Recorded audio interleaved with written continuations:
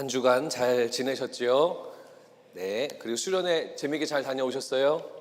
네, 여러분 아까도 제가 리캡 영상을 봤는데 다들 행복해 하시더라고요. 네, 그래서 부럽기도 하고 그런 좋은 시간 가졌기를 바랍니다. 성보영 목사님은 제가 워싱턴 지역에 있을 때 잘 알고 가깝게 교제하던 그런 목사님이셨고 너무 좋으신 분이세요. 그래서 우리 청년부에게 귀한 은혜가 됐으면 좋겠다라는 마음으로 함께 모셨는데 좋은 시간 가져주셔서 감사합니다. 자, 오늘은 저희 계속 주일날 예배 때 이제 아가페 사랑이 무엇인가, 성경에 말하는 사랑이 무엇인가를 계속 이제 나누고 있었고요. 오늘은 이제 사랑은 시기하지 아니하며라고 있어요. 이게 네 번째 시간인데 이 시기에 대해서 여러분들과 나누려고 합니다. 다시 한 번 더 얘기하면 성경에서 말하는 이 아가페 사랑은 단순하게 뭐 감정적인 사랑, 뭐 로맨스의 사랑 이런 사랑보다는 예수님의 그 희생의 사랑을 가지고 아가페 사랑이라고 그렇게 말을 하고 있어요. 그래서 그냥 세상에서 말하는 뭐 좋아하고 뭐 썸 타고 뭐 이런 것만이 아니라 정말 예수님의 희생의 사랑이 어떤 것인가를 알려주는데 그것이 오늘은 시기하지 않는 것라고 그렇게 말하고 있습니다. 자, 시기에 대해서 여러분들과 함께 나누고 또 시기하지 않는 것 이 부분에 대해서 여러분들과 나누기를 원합니다.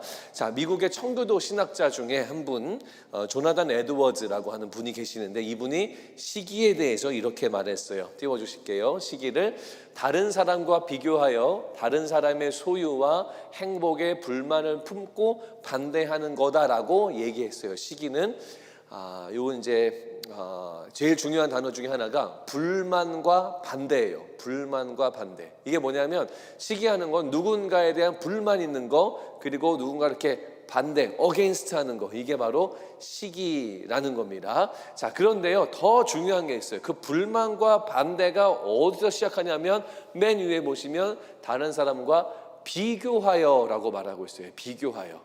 자, 다른 사람과 비교하는 것을 통해서 불만이 생기고 반대가 생기는 것 이게 바로 시기다라고 그렇게 말을 하고 있습니다. 그러니까 시기는요 다른 사람의 처지를 생각하고 다른 사람이 좋아하는 것 다른 사람이 뭐 가지고 있는 그거를 바라보고 내 것하고 비교해 보는 거예요. 비교해서 다른 게 더 좋으니까 시기하고 싫어하고 불만 품고 반대하는 거 이게 바로 시기라는 겁니다. 자, 제가 이 시기에 대한 이그젬플을 몇 가지를 좀 소개해 드릴 건데요. 여러분들은 그 시기에 대한 내용을 들으시면서 뭘 생각하시냐면 그 시기하는 사람들의 마음 상태가 어떨까라는 것을 좀 초점에 맞추면서 한번 이 이야기를 들어보시면 좋겠습니다. 여러분이 잘 아시는지 모르겠는데 옛말에 한국말에 이런 말이 있어요. 사촌이 땅을 사면 어디가 아프다 혹시 알아요? 네? 배가 아프다. 그렇죠? 예, 그 다음에 슬라이드를 보여주시면 사촌이 땅을 사면 배가 아프다. 처음 들으시나요? 알죠? 오케이. 네, 그래요. 네. 사촌이 땅을 사면 배가 아프다. 이게 무슨 말이죠? 여러분, 배가 언제 아파요? 뭘 잘못 먹으면 배 아픈 거잖아요. 뭐 장이나 위에 문제가 생겼을 때 배가 아픈 거거든요. 근데 커진이 땅을 샀는데 왜 배가 아파요? 왜 그래요? 시기해서 그런 거죠. 만약에 요 단어를 사촌이 아니라 누가 그러시더라고요. 사촌이 아니라 삼촌이 땅을 사면 배가 아플 것 같냐라고 물어보더라고요. 여러분 삼촌, 뭐 작은 아빠, 고모부가 땅을 사셨어요. 배가 아플까요? 안 아플까요? 별로. 네? 그래도 아프다. 네, 그래요. 네, 축복합니다. 네. 만약에 여러분의 조카가 없는데 우리 어른들한테는 조카를 얘기했거든요. 나이 어린 조카가 미국에 와서 열심히 공부했어요. 열심히 막 미국 직장 들어와가지고 세이빙 많이 해가지고 돈을 많이 불려서 이제 대견하게 땅을 샀어요. 그거를 본 우리가 조카가 땅을 샀는데 배가 아플까? 생각해보면 그렇게 그건 배가 아플 수도 있지만 그렇게 아프지는 않을 것 같아요. 근데 사촌이 땅을 사면 왜 배가 더 아플까요? 사촌은요 같은 학년이잖아요. 친구이거나 동생이거나 형, 뭐 윗사람이나 아랫사람이나 같은 라인이잖아요. 그러니까 뭐가 되는 거? 비교가 되는 거죠. 비교가 너무 극대하게 되니까 배가 아프게 되는 거예요. 이게 바로 시기의 모습이다라는 겁니다. 시기는요, 다른 사람의 것을 하고 내 것하고 비교하는 거예요. 여러분, 자동차를 보통 살 때, 구입할 때 많은 사람들이 승차감을 생각을 하죠. 그래서 하이웨이를 달릴 때 이 차가 안정적으로 잘 스무스하게 가느냐, 또 이렇게 범프가 많은 데를 갈 때 이 차가 이렇게 편안하게 쿠션이 좋으냐, 이런 걸 생각했는데 요즘에는 승차감보다 뭐가 더 중요하다 그래요? 네? 안전. 아, 네, 할렐루야. 감사합니다. 또, 네, 승차감보다 요즘은 더 중요한 게 있대요. 뭐예요? 네? 네, 하차감. 하차감이 뭔지 아시죠? 차에서 내릴 때에 내가 느끼는 감정. 처음 들어봐요? 아, 네. 아, 알죠, 여러분? 아, 제가 1, 2, 3부면 제가 이걸 주저리주저리 설명을 드려야 되거든요. 근데 여러분들은 다 아시잖아요. 왜냐하면 차에서 내리고 문을 닫을 때 느끼는 감정. 무슨 감정이죠? 다른 사람이 나를 봐요. 저 사람이 돈이 없는 줄 알았는데 이렇게 좋은 차를 타네? 하면서 그 시선을 느끼는 감정이 하차감이라는 거예요. 이게 뭐예요? 비교잖아요, 비교. 저 사람이 그래 성공하지 않은 것 같은데 저렇게 좋은 차를 본다고? 그거를 받는 그 느낌, 그게 하차감이에요. 그래서 승차감보다 이 편리한 현실적인 이 승차감보다도 다른 사람들이 나에게 주는 그 시선으로 통해서 느끼는 내 감정, 하차감, 이게 나에게 더 중요하다라고 사람들이 말을 한다라는 겁니다. 여러분, 이걸 보면서요, 우리는요, 한국 사회는요, 경쟁 사회예요. 그래서 경쟁이 굉장히 치열합니다. 여러분, 미국에 이민 온 한국 사람들이요, 대부분이 성공합니다. 성공이라는 기준이 조금 굉장히 좀 이렇게 넓지만 자기의 각자의 분야 안에서 거의 다 이루어내세요. 왜 그러냐면 한국에서 치열한 경쟁 사회를 우리가 경험해봤기 때문에 미국에서의 경쟁을 잘 버텨내는 거죠. 경쟁 사회에서 좋은 점도 있지만 이렇게 경쟁 사회에 있다 보니까 다른 사람의 시선과 또 다른 사람의 가진 것과 이걸 좀 더 비교하게 되고, 그러다 보니까 우리들 안에, 한국 사람들 안에 시기의 마음이 조금 더 깊이 커져 있는 것을 우리가 발견할 수가 있다라는 겁니다. 자, 한국에서의 예를 좀 설명드렸고 이제 미국에서의 예를 좀 설명을 드릴게요. 1994년도에 오래전이죠. 94년도에 노르웨이에서 윈터 올림픽이 있었습니다. 동계 올림픽이 있었어요. 릴리 함메르라고 하는 올림픽이었는데 그 올림픽이 이제 뭐 유명한 올림픽이었어요. 많은 신기록도 나오고. 근데 여러분, 미국 사람들이 좋아하는 이 동계 올림픽 종목이 있어요. 혹시 뭔지 아세요? 굉장히 열광하는 종목. 그 피겨 스케이팅. 여자 피겨 스케이팅을 미국 사람들 굉장히 좋아합니다. 여러분, 그래가지고 그 94년도 그 동계올림픽에 나가는 대표 선수를 뽑는 선발전이 있었어요. 피겨 스케이팅 선발전. 근데 거기에는 이 유명한 레전드와 같은 아주 그 당시에 잘하는 두 사람이 유력한 후보였는데, 사진을 보여주시면 왼쪽에 있는 사람이 토니아 하딩, 오른쪽에 있는 사람이 낸시 캐리건이라고 하는 피겨 스케이팅 선수였습니다. 근데 두 사람이 너무 잘하는 건데 아쉽게도 두 사람 중에 한 명만 뽑혀서 올림픽에 나가야 되는 거예요. 그래서 굉장히 치열한 라이벌전이 시작이 됐어요. 그런데 여러분, 미셸 칸이라고 혹시 아세요? 미셸 칸? 미셸 칸 아시죠? 미국의 레전드와 같은 피겨 스케이팅인데 요때 미셸 칸은 저 두 사람 밑에 막 떠오르는 유망주였던 거예요. 그러니까 저 사람들이 굉장히 그때 당시에는 유명한 그런 사람들이었는데, 그래서 누가 미국 대표로 나갈 것이냐 굉장히 세간의 주목을 받고 있는 상황이었는데, 대표 선발전이 있기 이틀 전에 이 낸시 캐리건이 괴한의 습격을 받아요. 괴한의 습격을 받는데, 여러분 여기 마이크가 보이시죠? 이런 것보다도 훨씬 두껍고 긴 새 몽둥이로 그 괴한이 침입해가지고 캐리건의 오른쪽 허벅지를 마구 폭행을 하고 도망갑니다. 여러분, 피겨 스케이팅 선수가 여기 근육이 파열되면요 점프도 못하고 아무것도 못해요. 대표 선발전에 나갈 수가 없는 거죠. 그래가지고 이제 난리가 난 겁니다. 이틀 전에 사고를 당했다. 근데 이제 이 토니아 할딩이 미셸 칸하고 대표가 미셸 칸은 이제 후보 선수로 가게 됐고, 이 낸시 캐리건은 못 가는 건데 이 IOC하고 미국의 이 스케이팅 협회에서 여러 가지 이제 구제 방안을, 뭐 너무 레전드 같은 선수니까 구제 방안을 이렇게 만들어 가지고 가까스로 이 두 사람이 다 미국 대표로 출전하게 됐어요. 결론은 낸시 캐리건이 은메달을 따게 됩니다. 다 치유로도 받고 이제 올림픽에서 은메달을 따고 왔는데, 경기가 다 끝나고 올림픽이 끝나고 나서 이제 문제가 터진 거예요. 이 낸시 캐리건 선발전 전에 폭행한 사람이 누구냐, 괴한이 누구냐 찾았는데 그게 반대편 라이벌이었던 토니아 할딩의 경호원으로 밝혀지는 거예요. 나중에 한 달 후에 FBI의 조사를 받고 이 토니아 할딩이 자백을 합니다. 뭐냐면 나도 그 폭행 사건에 대해서 이미 알고 있었고 막지 않았다. 그것 때문에 이 사람이 3년 집행유예 프로베이션을 받고 그 당시에 16만 불의 벌금을 내고 풀려나게 됩니다. 시기죠, 시기. 내가 저 사람하고 비교했을 때 내가 떨어질 것 같으니까 그런 폭행, 괴한을 보내서 사주해가지고 치명상을 입히고 자기가 올라가는 시기죠, 시기. 여러분, 그런데요, 이런 일이 있고 최근이죠. 2018년에 한 매체에서, 뉴욕타임즈에서 이 사람 인터뷰를 했어요. 인터뷰를 했는데 이 토니아 할딩이 뭐라고 했냐면 이런 말을 합니다. 인터뷰에서요.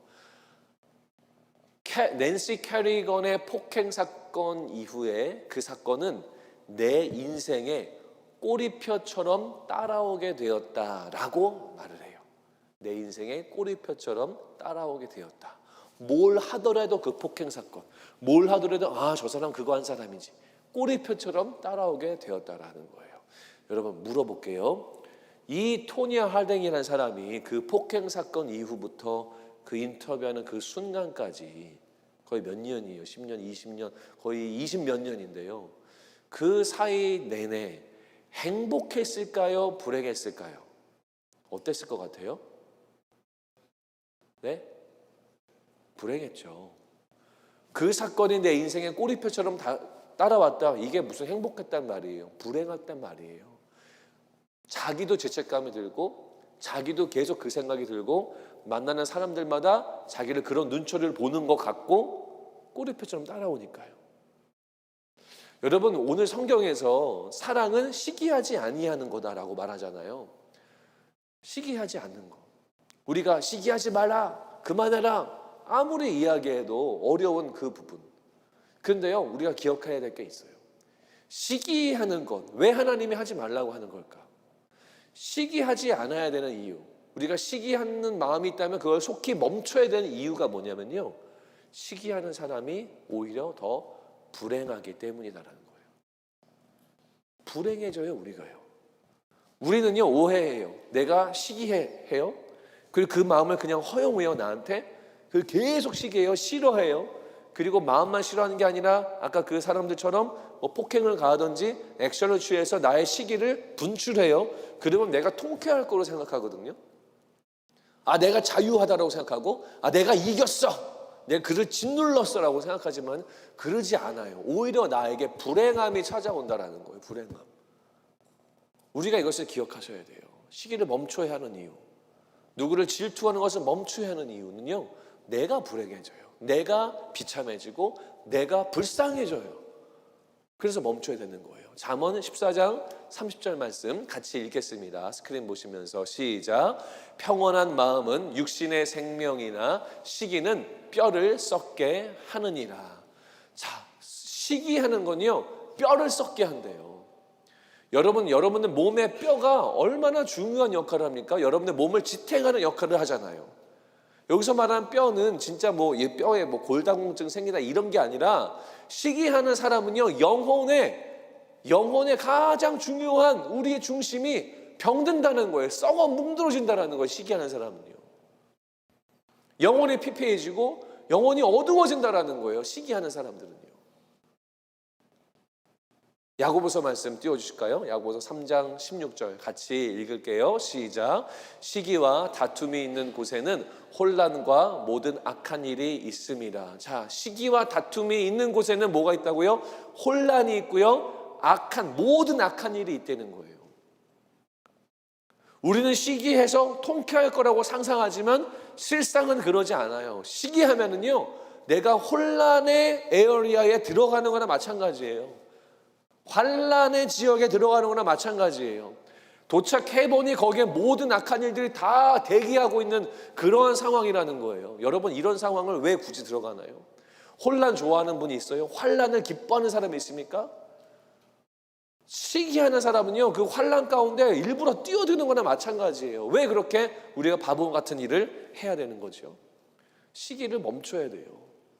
시기는요, 우리의 영혼에 뼈를 썩게 하고 우리 영혼을 갉아먹어요. 여러분들 마음이 죽어만 가요. 지옥것 같아요. 이게 바로 시기의 모습이다라는 겁니다. 더 이상 시기를 우리가 허락할 필요가 없습니다.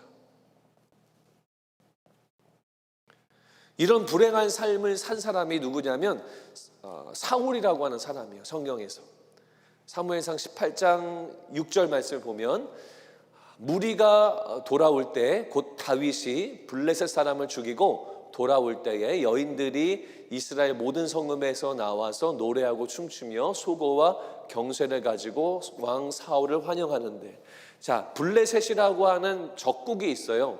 그들하고 전쟁을 해가지고 이겼어요, 이스라엘이. 그래서 돌아오는 거예요, 전쟁터에서 도시로. 사람들이 다 나와가지고 퍼레이드에 박수치고 환호하고, 거기에 다윗도 있고 사울 왕도 있어요. 사울이라고 왕도 있어요. 이스라엘의 전체 왕이에요. 맨 밑에 줄에 보세요. 왕 사울을 환영하는데, 그러니까 everybody welcome him. 모든 사람들이 나가서 왕을 웰컴하는 거. 잘하셨습니다. 화이팅. 멋져요. 환영하고 있어요. 자, 환영하는데 그 다음 절 7절 말씀 보여주세요. 같이 읽겠습니다. 시작. 여인들이 뛰놀며 노래하여 이르되 사울이 죽은 자는 천천히요 죽인 만만이로다 한지라. 자, 여인들이 나와서 웰컴하는데 무슨 노래를 부르냐면, 사울이 죽인 자는 1000명 정도, 그리고 다윗이 죽인 자는 10,000명 정도. 이거 비교하는 거예요, 비교. 아니, 나와서 환영할 거면 그냥 수고했다 이러면 되지. 왜 거기에 토를 달아가지고 당신은 1000, 다윗은 10,000. 이 비교의 코드가 그 환영하는 노래 안에 심겨져 있어요. 그러니까 사울이요, 이 이야기를 듣고, 그 다음 구절 띄워주실까요? 그 다음 슬라이드.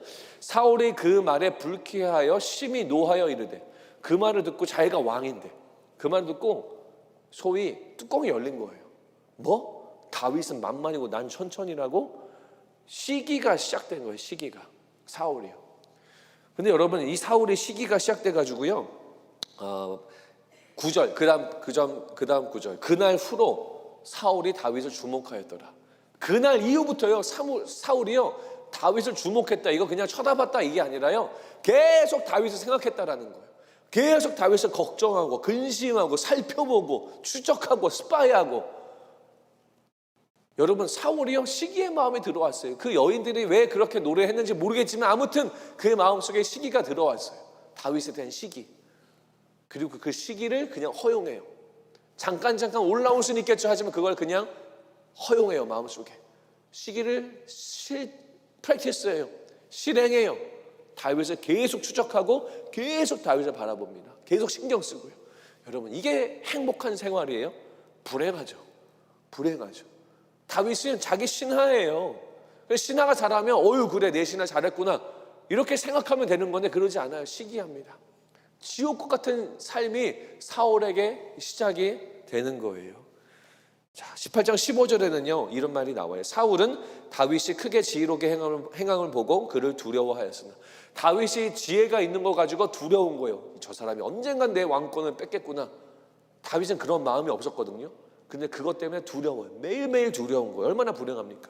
그 다음 29절 말씀은 같이 읽을게요. 시작.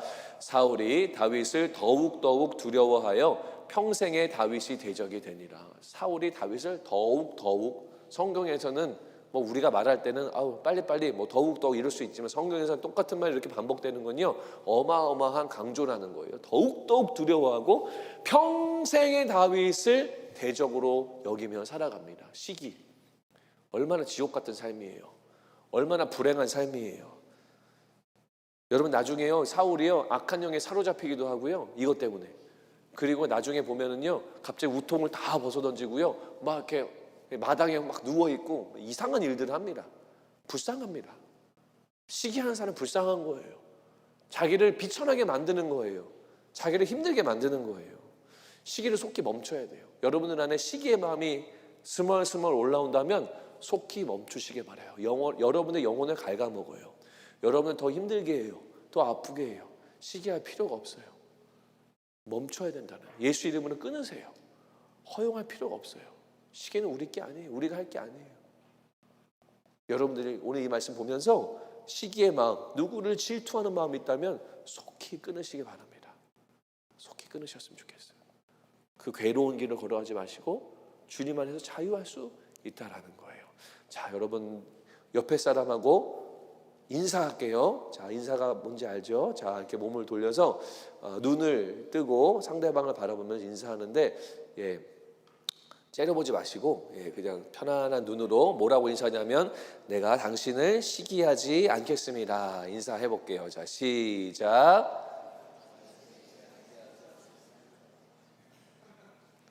네, 감사합니다. 안 하신 분들도 계시는데, 시기하지 않는 우리가 됐으면 좋겠어요. 자, 지금까지는 시기한 케이스들을 제가 설명해 드렸어요. 뭐 피겨 스케이팅, 뭐 사울, 한국 사람들 모습, 시기한 사람들을 소개했다면, 이제부터는 시기하지 아니한 사람, 말씀대로 시기하지 아니한 아가페를 실천한 사람들에 대한 이야기를 여러분들과 나눌 겁니다.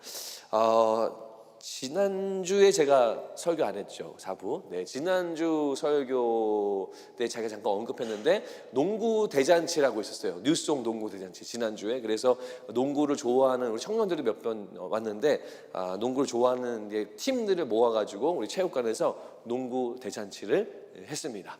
농구 대잔치를 했는데, 농구 대잔치를 하기 전에 이제 저희 목사님들한테도 연락이 왔어요. 연락이 와가지고 목사님들도 전도사님들도 한 팀을 좀 꾸려서 출전을 해주세요라는 거예요. 그래서 처음에는 저희가 좋아서 그런 줄 알았는데, 알고 보니까 팀이 이게 숫자가 안 맞아가지고 한 팀이 더 필요했던 것 같아요. 그래서 목사님들 출전해주세요 했는데, 저희 목사님들이요 했어요. 농구를 했는데, 저희 목사님들 중에서는 농구공을 태어나서 처음 만져보시는 그런 분이 계셨고요. 여러분, 농구 남자분들 보면 농구 몇 명이서 하죠? 네? 5명이 하잖아요. 근데 저희 교회 어떤 교육자 한 분은요, 갑자기 막 약간 억울한 듯이 저한테 그러는 거예요. 왜 우리는 5명밖에 없냐고 이러는 거예요. 그래서 옆에 있던 분이, 원래 5명이서 하는 농구예요, 뭐 이런 게 저희 팀이었어요. 우리 교육자 팀이었어요. 그래가지고 이렇게 그냥 경기를 나가면 우리가 농구 대잔치 하다가 망신당한다. 그래서 연습을 하자. 연습해서 다들 바빠가지고 못하다가 농구 대잔치가 있는 하루 전날, 토요일 날 아침에 일찍 모여가지고 저희가 게임을 했어요. 게임을 했는데 토요일 아침마다 농구하시는 그룹들이 있으시거든요. 그래서 그분들이랑 처음으로 친선 경기를 했어요. 당연히 저희가 졌죠. 그분들은 잘하고. 그런데 이상하게 공을 잡았어요. 공을 패스 받아가지고 제가 슛을 넣을 수 있는 것 같아서 슛을 쇽하고 넣었는데 쭉 들어갔어요. 기분이 좋잖아요. 그래가지고 또 수비하다가 또 다시 와가지고 패스 받았는데 또 슛을 넣을 수 있을 것 같아요. 그래서 슛을 똑 넣었는데 쿡 들어간 거예요. 그래서 기분이 좋잖아요.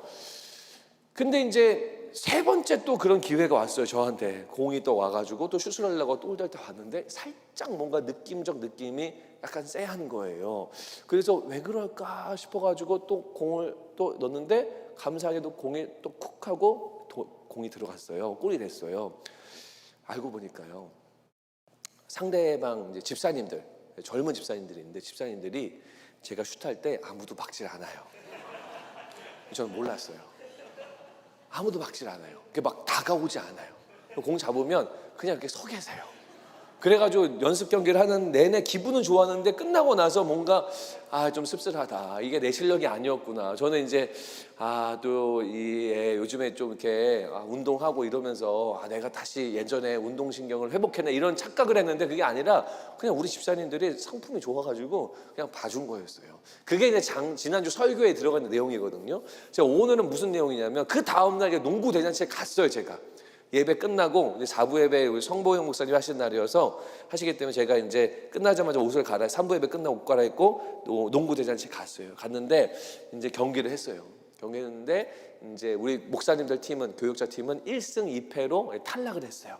탈락했는데 다들 뭐 그랬구나 싶은데 저희는 굉장히 뿌듯해요. 왜냐하면 1승을 해가지고 1승도 못할 줄 알았거든요. 근데 누구한테 1승을 했냐면 유스 아이들하고 게임하면서 저희 1승을 건지고 그랬습니다. 그리고 이제 집에 저는 이제 한 게임만 뛰고 또 신방이 있어서 나머지 2게임은 못했어요. 그리고 이제 집에 왔는데 저희 둘째가 저한테 오던 둘째가 이제 몇 학년이지? 7학년인가? 7학년 둘째가 이한이가 아빠 농구하는 거 나 레코딩했어 그러는 거예요. 그래서 그래 줘봐. 나 셀폰으로 이 체육관 2층에서 이렇게 몇 컷을 이렇게 찍었더라고. 왔다 갔다 하는 거였어요. 그래서 갖고 와봐 좀 보자 그래가지고 이렇게 봤어요. 봤는데 한 장면을 봤어요.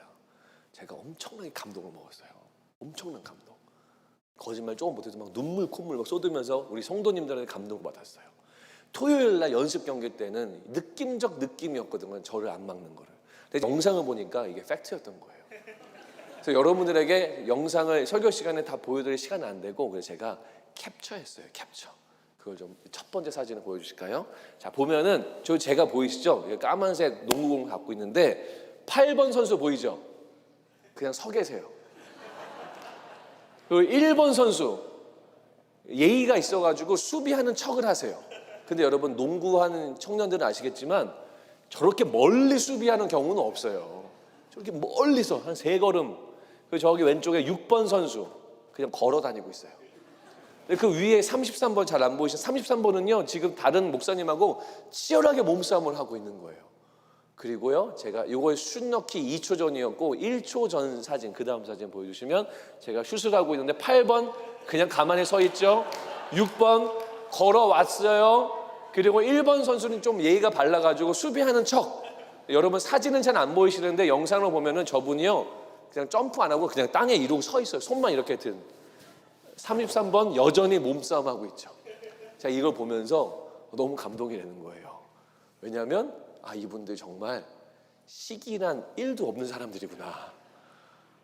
이 사람들이 이 집사님들이 담임 목사보다 더 낫구나 이런 생각이 들었어요. 담임 목사는 한 골 넣으려고 막 이러면서 공을 넣고 있는데 이분들은 목사님 넣게 해드려 이러면서 저에게 골을 넣고 저 혼자 기뻐하고 있고 막 사람들하고 하이파이브 하고 있고 뭐 이랬던 거예요. 제가 그래서 여러분들이 안 믿으시겠지만 지난주 주일날 저녁에 이 영상을 보고 제가 일주일 내내 이 영상을 묵상을 해봤어요.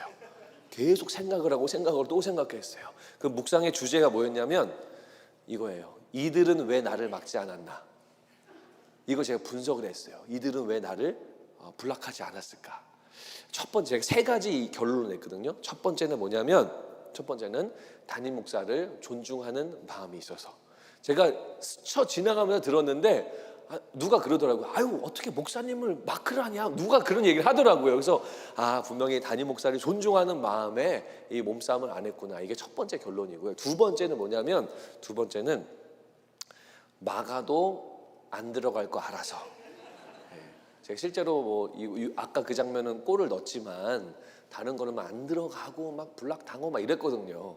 그러니까 안 막아도 안 들어갈 거 아니까 굳이 막지 말자 이거였고요. 세 번째 이유가 뭐냐면 세 번째는 이거예요. 골을 넣어도 그러니까 골을 먹혀도 우리가 이길 거를 아니까. 이게 세 번째 이유예요. 근데 여러분 저는 이거를 일주일 내내 오늘 설교를 위해서 시기에 대해서 준비하고 설교를 묵상하면서 요 세 번째에 꽂혔어요. 세 번째. 골을 먹혀도 내가 이기는 걸 아니까. 근데 이 상대방 집사님들, 우리 형제님들이요, 뭐를 봤을까요? 스코어보드를 계속 보면서 뛰거든요. 몇 대 몇인가. 근데 실제로 이 사진에서의 스코어는요, 이미 2배 이상 점수 차이가 나고 있는 상황이에요. 더블 스코어 차이였어요. 그러니까 뭐예요? 뭘 봐요, 이들이요? 수비하면서 뭘 봐요? 스코어보드를 보죠. 근데 이미 더블 스코어로 이기고 있네. 현 목사님이 골을 넣어도 우리는 지지 않아. 그러니까 뭐예요? 굳이 막을 필요도 없고 굳이 목사님 몸싸움에서 다치게 할 필요도 없고 모두가 해피하고 행복한 뉴스송 농구 대잔치를 하면 되겠구나. 그런 마음을 갖고 있는 거예요. 또 이분들이 뭘 보고 있어요? 목사님들과 전도사님들을 보고 있어요. 게임을 하면서. 근데 그분들이 어떤 분들이에요? 아까 설명드렸지만 태어나서 농구공 처음 잡아본 사람들, 왜 우리는 5명밖에 안 되냐, 농구 몇 명 하는지 모르는 사람들이 그 코트 안에 있거든요. 그 사람들을 보고 있는 거예요. 그러니까 뭐예요? 슛을 던져도 괜찮고 던져도 안 들어갈 거고 한 골 들어가도 괜찮고, 그런 마음, 시기가 1도 없는 마음이라는 거예요. 제가 오늘 여러분들과 나누고 싶은 건 이거예요. 뭐냐면요, 우리가 언제 이 시기를 멈출 수 있는가? 언제 멈출 수 있어요? 시기하지 마, 질투하지 마, 아무리 100번 얘기해도 이게 쉽지가 않아요. 우리 본성이어서, 죄악된 본성이어서. 근데 우리가 언제 이걸 멈출 수 있어요? 그 다음 사막을 보여주시죠. 내가 이미 갖고 있는 것을 보면 멈출 수 있는 거예요. 내가 이미 갖고 있는 것을 보면. 아까 농구 경기에서는요, 이미 그들은 사실상 승리했죠.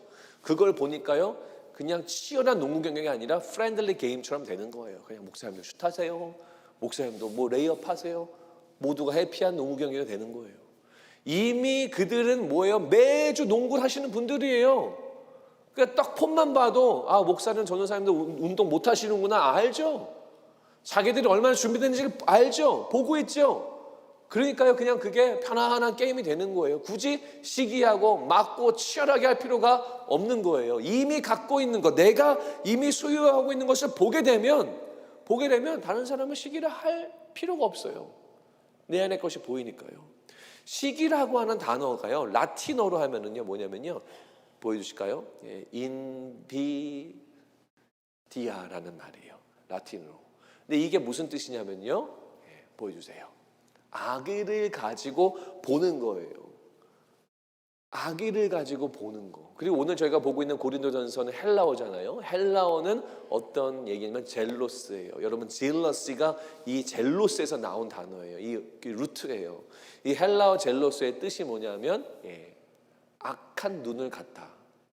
그러니까 시기는요, 뭐에 근거예요? 우리가 뭘 보고 있느냐, 우리가 뭐에 집중하고 있냐, 이거에 따라서 시기냐 아니냐가 결정나는 거예요. 내 안에 있는 것, 이미 나 안에 주어져 있는 것을 내가 바라보면 시기하지 않아요. 그런데 다른 사람이 가지고 있는 거를 바라보잖아요. 그거는 악의를 가지고 바라보잖아요. 시기가 시작되는 거죠. 나는 없는데 쟤는 있네, 악한 눈으로 바라보잖아요. 시기가 시작되는 거예요. 그 시기는 뭐였어요? 불행이었잖아요. 불행한 삶으로 걸어가는 거예요. 지옥과 같은 삶으로 걸어가게 돼 있는 거예요. 여러분은 뭘 보실래요? 여러분 뭘 보기 원하세요? 이미 여러분들에게 주어져 있는 하나님의 사랑을 보셔야 돼요. 이미 여러분들에게 가득한 예수님의 그 십자가의 은혜를 바라보세요. 우리는 그것만으로도 충분한 존재들이에요. 그런 다른 사람들이 가지고 있는 걸 바라보기 시작하면 비교만 하게 되죠. 내 안에 부족한 것만 보이게 되죠. 내 안에 부족한 것만 생각하게 돼요. 시기하게 되죠. 불행한 길, 악한 길, 악독에 가득한 길로 빠지는 거예요. 여러분들의 마음이 지옥과 같은 마음이 되어질 수밖에 없어요. 여러분 뭘 보시기 원합니까? 이미 여러분들 안에 주어져 있는 하나님의 사랑을 보셔야 된다라는 거예요. 슬라이드 조금 건너뛰어서 요한 1서 4장 19절 말씀 띄워주실게요. 같이 읽겠습니다. 시작. 우리가 사랑함은 그가 먼저 우리를 사랑하셨음이라. 하나님이 여러분들을 먼저 사랑하셨대요. 하나님이 여러분들을 먼저 사랑하셨대요.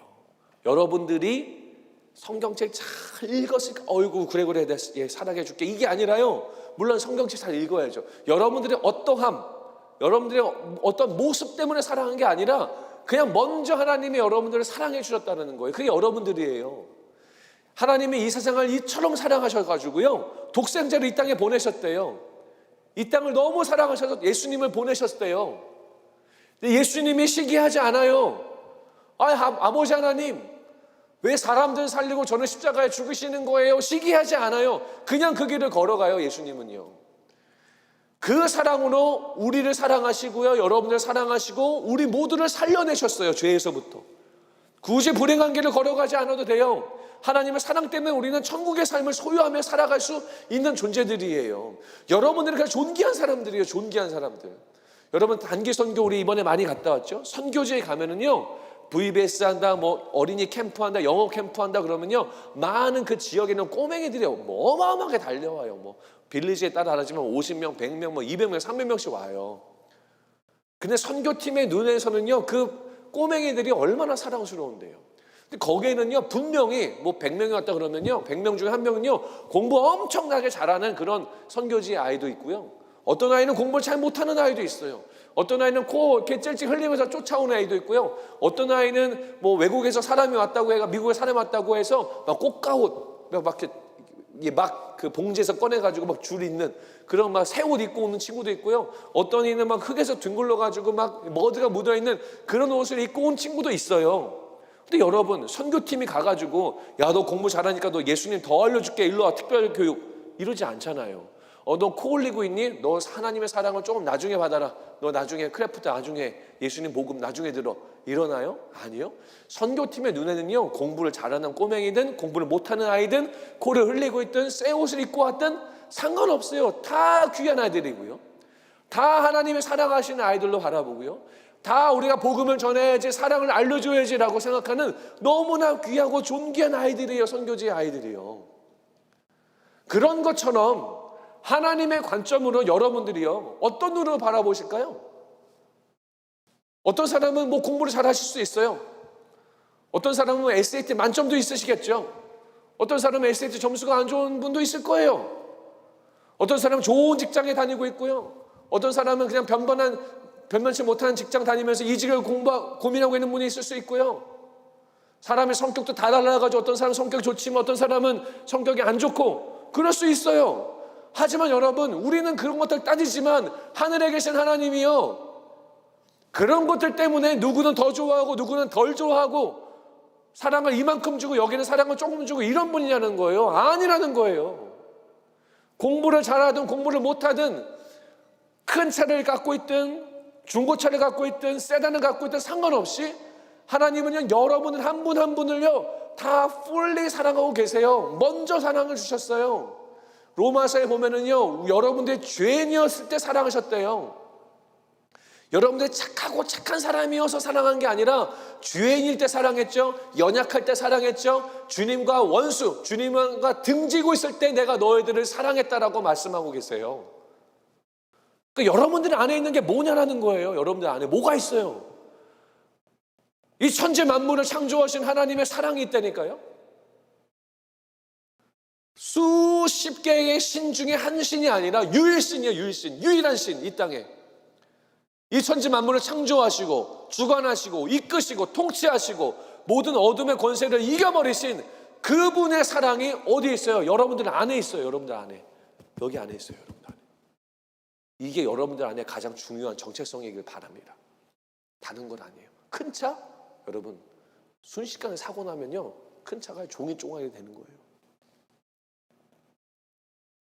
큰 집, 큰 회사. 여러분, 요즘에 미국의 회사들은 피바람 불잖아요. 레이오프. 삼성도 지금 난리 났어요. 직장이 여러분의 정체성이 돼서는 안 돼요. 그걸로 비교 우위 따져가지고 지금 좋네, 그다음 레이오프 되면 다시 쭈구리. 이게 뭐예요? 여러분, 그런 존재가 아니에요. 여러분들 한 명 한 명 얼마나 존귀한 사람인데요. 부족한 담임 목사가 보더라도요, 여러분 청년들이요, 너무너무 존귀한 사람들이에요. 우리 교회 1부, 2부, 3부, 4부, 영어부, 우리 교육부 모든 성도님들이 다 귀해요. 저같이 부족한 목사의 눈에도요. 하나님의 눈에는 얼마나 여러분들이 존귀하게 보이겠냐고요. 시기할 필요가 없어요. 시기는 세상 사람들이나 하는 거예요. 우리는요, 여러분들 안에 그 그리스도의 사랑에 충만하셔서요, 시기하지 마세요. 해봤자 불행해요. 해봤자 비참해져요. 할 필요가 없어요. 여러분들 안에 뭐가 있어요? 아가페 사랑이 주어졌어요. 이미 주어졌어요. 여러분들이 거부해도 주어졌어요. 여러분들이 인정 안 해도 주어졌어요. 여러분들이 느끼지 않아도 주어졌어요. 그 아가페 사랑의 근거는 여러분들의 느낌이 아니에요. 여러분들의 억셉턴스가 아니에요. 하나님의 주권이에요. 하나님 주권. 하나님이 그냥 아가페 사랑을 주시는 거예요. 계속. 그게 여러분들 안에 있는데 우리가 왜 시기해요? 왜 비교해서 나를 깎아내려요? 비교한다는 건 나를 깎아내리는 거거든요. 그럴 필요 없어요. 여러분, 존귀한 사람들이 한 명 한 명 다 신분이 어떻든 영어를 못하든 아무 상관없어요. 주님은 너무너무 사랑하시는 존재들입니다. 이번 한 주 사시면서 시기하지 마세요. 시기의 마음이 올라오면 내가 어떤 사람인가를 기억하세요. 그리고 이미 여러분들 안에 주어져 있는 하나님의 사랑을 보세요. 다른 사람의 차, 크기, 돈, 연봉 그거 보지 마세요. 메이저, 학교 이름 그거 봐서 뭐예요? 그 사람 길 가고 나는 내 길 가면 되는 거예요. 그런데 그것보다 더 중요한 건 뭐예요? 내 안에 주어진 하나님의 그 사랑이 얼마나 큰가? 변하지 않는 그 사랑. 여러분 이거 붙드시고 시기의 마음이 아니라 아가페의 마음을 여러분 마음속에 품고 오히려 주변의 사람들에게 그 사랑, 이 시기를 전하는 게 아니라 아가페 사랑을 전달하는 그런 여러분들이 되시기를 바랍니다. 그렇게 살 때 여러분들이 오히려 평안하고요, 주님이 주시는 행복이 임해요. 그리고 그게 주변 사람들 또 살려요. 그런데 여러분이 시기하잖아요. 내가 죽죠. 그 옆에 있는 사람들, 시기의 대상도 죽고 내 주변의 지인들도 다 이 좋지 않은 영향들이 흘러갑니다.